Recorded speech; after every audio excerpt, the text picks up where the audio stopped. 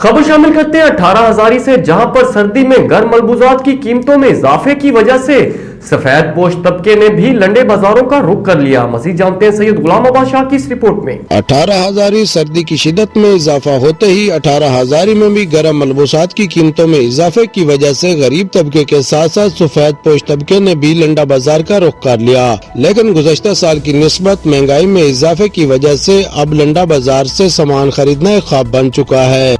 सर्दी इतनी पवंदी पई है, हालात बड़ा खराब है। पे लंडे थे इतने पैसे कौन जे लंडे ते बंदे पैसे भर सके, दुकानें ते वंजे ते घाटे पै वेंदे ये बड़ा हालात खराब होया पिया तो उन्हें क्या करवाया। तो शहरियों का कहना था कि गरीब आदमी की एक ही आस थी लंडा बाजार, लेकिन महंगाई की वजह से वो भी ख्वाब बन चुका है। शहरी महंगाई का रोना रो रहे हैं तो दूसरी जानब दुकानदार गाहक कम होने की वजह से परेशान दिखाई देते हैं। देखें, महंगाई बहुत ज्यादा हो चुकी है, हम दुकानदार बहुत ज्यादा परेशान है।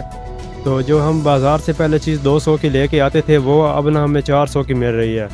तो पहले गाहक बहुत ज़्यादा आते थे लेकिन अब कोई कस्टमर नहीं आ रहा। तो हम हुकूमत से अपील करेंगे कि बढ़ती हुई महंगाई को कंट्रोल किया जाए ताकि हम दुकानदार भी सौ का सांस ले सकें।